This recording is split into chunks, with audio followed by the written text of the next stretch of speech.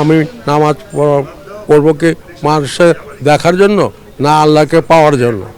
আপনাদের কাছে এটা আমার প্রশ্ন হলো, আর দেখার জন্য নামাজ পড়ব না আল্লাহকে পাওয়ার জন্য নামাজ পড়ব?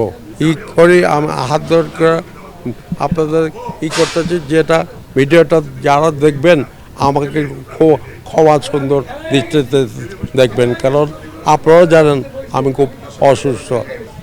নাদের ভাই, একটা জিনিস জানি আর কি, আমি এখন নাকি আপনি অনেকটা সময় মাঝারে সময় কাটান। হ্যাঁ, এইটাই তো আমার শেষ থেকে না যেখানে, ওখানে তো সময় দিতে হবে। আপনার শেষ থেকে না, আর আল্লাহ যেমন সত্য, আসল যেমন সত্য, মৃত্যু সত্য।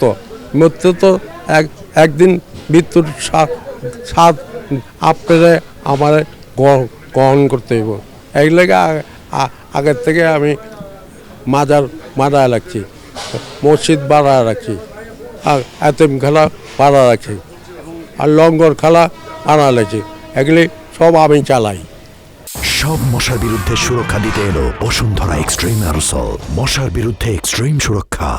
আরে ভাই, অগাধ সময় এখন আমার হাতে, আর আল্লাহর প্রতি সময় অদা দেই। আমার কাছে কোনো নাই, নামাজ কালাম তো দেখা পড়া না। আমি নামাজ পড়ব কি মানুষের দেখার জন্য না আল্লাহকে পাওয়ার জন্য?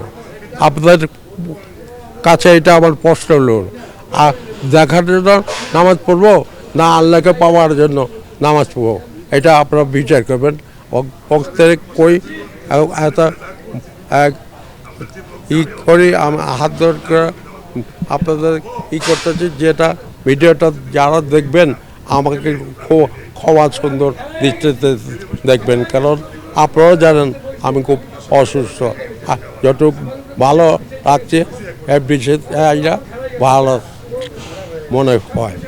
নাদের ভাই, আপনার সমসাময়িক অনেক অভিনয় শিল্পীরা নাই, আপনার সহশিল্পীরা নেই, অনেকে হয়তো চলে গেছেন, কেউ মারা গিয়েছেন, তাদের কতটুকু মিস করে? অনেক কি বলবো কি আপনারা, ওদের কথা মনে পড়লে আমার কান্না পায়, খারাপ লাগে। আমি তো ঠিকতে পারি না। আমার কিন্তু অসুখ আরও বাইরে যেত, কিন্তু যদি এফডিসিতে না আসতাম, আর যদি আপনাদের মতন লোকের না পাইতাম, তাহলে অনেক কষ্ট লাগতো, এই আর কি।